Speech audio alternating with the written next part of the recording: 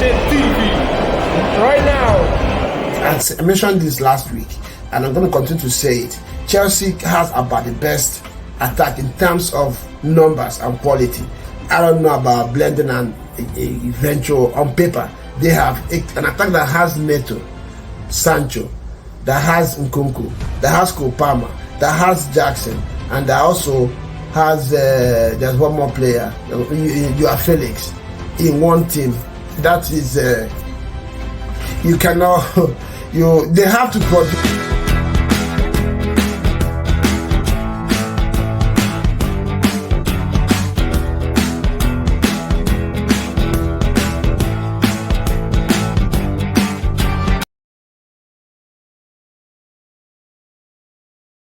Transit TV, welcome back to our Beyond the Scoreline show on Transit TV. Saturday roundup on EPL, and Chelsea 4, Brighton 2, Newcastle 1, Manchester City 1. That's how this one ended. These two ended today. We're going to look at key talking points in these two games, and obviously, and also talk about their implication on the table at the end of proceedings today before the Liverpool and Wolves game. And yes, it is a very, very exciting weekend for fans of Chelsea, fans of Arsenal, and Newcastle again as well could also hold their heads high for holding Manchester City to a 1-1 draw at home in the Magpie Stadium.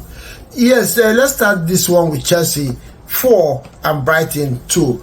In any way you want to look at it, as far as EPL is concerned, any game against Brighton, home or away, can never be an easy game. Never be an easy game to crack. For Chelsea to reduce them to a mid-table team, scoring 4 in the first half. Of course, Kopama scoring 4 goals in one half. I think he's the first player to have done that in the EPL history. That young man, and Chelsea once again showing a scary and overwhelming attack by this team, Chelsea. I think people need to start to taking Chelsea serious right now, because they are really looking serious. Talking points in this one: Kopama is the man. He is the main man at Chelsea, and he is also a very important player in EPL. He has become dangerous. And last season, yes, a lot of goals that he scored came from penalties. In many ways, we are criticizing, but he has gone up, not up another 2 or 3 gears, showing his creativity, his calmness, his composure, and his quality, overall quality on the ball. And as shown, I remember last weekend on one of the shows, a Chelsea fan said that I interviewed a Chelsea fan, and he said that the 2 players that have to stay fit for Chelsea to get up of the season was Palmer and Colwill. And today we saw that Palmer, that young man, his quality is Chelsea has a legend there for, and his awareness, the way this boy plays football. He doesn't play like a 21-year-old. You remember, he could not even get playing time at City, and that was one of the reasons why he left. And many fans at that movement last summer. Now he has shown that he made a right decision by leaving Manchester City. Yes, he missed out in winning the league last season, but for personal growth and career advancement, you can see that was a very, very good move for him. Kopama, again, like I said, is the man for Chelsea. He's the main man. That young man is quality, and Chelsea have to. And again, he's locked in 9 years with Chelsea. So if you want to get him out of Chelsea, you have to break the bank and to get him out of that team. So yeah, as long as Kopama continues to perform, I think Chelsea will continue to be a threat. Second talking point is Chelsea attack. I mentioned this last week, and I'm going to continue to say it. Chelsea has about the best attack in terms of numbers and quality. I don't know about blending and eventual on paper. They have an attack that has Neto, Sancho, that has Nkunku, that has Kopama, that has Jackson, and that also has there's one more player. You are Felix in one team. That is you cannot. They have to produce. They have to produce. What is left now is for them to hold strong at the back. So that Chelsea attack, I don't know. You can hate as long as you want. It is very sad I have to say this as an Arsenal fan, but I can tell you that this Chelsea front line is scary. It's scary. And I didn't even mention Noni Madueke. This is other EPL teams, Arsenal, Manchester City, Manchester United, Liverpool. They have to watch their back. This is I don't. Chelsea attack. Oh shit. Then the last talking point on this one is Chelsea defense, and at the core of it, at the base of it, is their goalkeeper, Sanchez. Chelsea have to find a way. I don't care how, if Chelsea wants to, and it just takes a little. I remember the summer people were saying they need to sign Osimhen to push for top 4. Right now, I'm telling you, Chelsea don't need to sign any Osimhen to go top 4. They need to sign a goalkeeper urgently. I know Chelsea had about 7 goalkeepers in their ranks, and they need to sign a goalkeeper.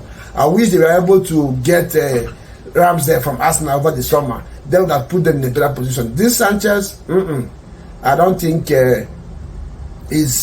of course, he gifted Brighton the second goal, and you already know that. So I think Chelsea need to do something about the goalkeeping position and the defense, and they will be ready for the top 4.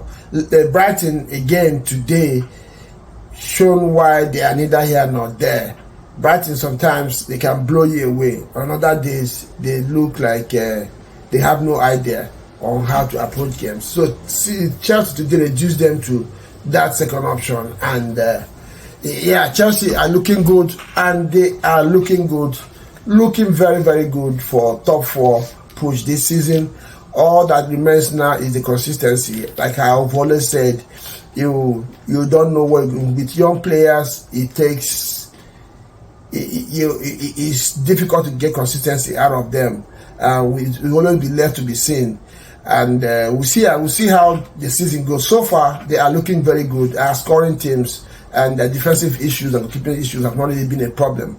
But there are going to be clutch games that you need your defense and your goalkeeper to be concentrated and stand for it. If they manage to do that, then they are a team to beat this season. And again, in this one, we'll talk about City going all the way to Newcastle, having a 1-1 draw. Again, meaning City have now drawn two games consecutively, and again, finding it difficult to win again where you do not have Rodri. Added KDB. You remember last weekend, once these two players left the fray, City struggled to create and struggled to stay in the game. So the talking point in this one is still the City defense. They cannot keep clean sheets. City cannot keep clean sheet. Even against the team I play with in Houston here, Houston Green Eagles. I'm sure we play against Manchester City now. We're going to get a goal. They might beat us, but we will go get a goal. So Pep Guardiola needs to do something about this. So if you can score goals, you might probably have a good defense. You can get a result against Manchester City, and that's shown again today. The second talking point is, in the past, people used to say that teams like Arsenal did not have physical prowess. It's beginning to look like City are rattled when they come against teams who have the ability to mix it with them. But Newcastle, if you don't know anything, you know that Newcastle is one of the teams that have very, very strong physical attributes. They mix it up with you. They are aggressive in tackles. They are aggressive in duels. And today, City struggled in that area. So that's another talking point, another area of concern for Pep Guardiola. Losing Rodri and KDB reduced their physical attributes. So Pep Guardiola needs to find a different way, find a way to toughen his teams, because it begins to look like if you are willing to mix it up with City, they get rattled. And there's another thing I have observed about this Manchester City team, and this is the reason why I think the league is all for grabs this season. This City team is not as good as Pep has had them in terms of quality. Doku, I've said it time without number, has no end product. He can do all the tricks, but he has no end product. I was looking at Sevinho today, good player, but you cannot compare these players to players like Riyad Mahrez, for instance. I think City has dropped in quality. You can say, yeah, the best team in the world, but when you begin to dissect this team, I can see that they lack quality compared to the previous team that Pep has had. And now that KDB looks like he's at the end of his career at City, Foden, he can make all the noise you want to make. Foden cannot. He's nowhere close to KDB in terms of consistency, in terms of deciding games. This season so far, he has struggled to make impacts. He probably might wake up in the second half of the season, and I hope it's not too late for City that time. So I believe that City, this Manchester City team right now, is not as good as we have had them. Gundogan came back from Brighton, from Barcelona this summer after leaving them last season. I don't think that transfer was a good one. He has struggled to make impact in this game today. He has so many very poor quality output for City. So Bernardo Silva physically is going down, and is no longer that deciding factor for game for City. So I believe that Manchester City as a team has lost a lot of quality, and if Liverpool, Chelsea and Arsenal are winning already going forward, they can dismantle City and win the league.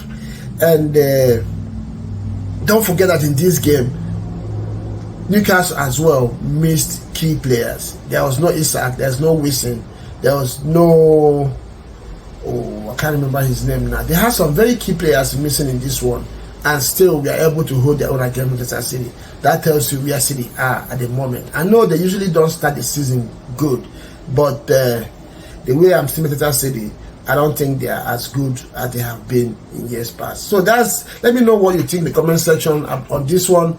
And do you think City will still win the league this season? Or do you think Arsenal, Liverpool, and maybe even Chelsea have a chance in this one? Let me know what you think.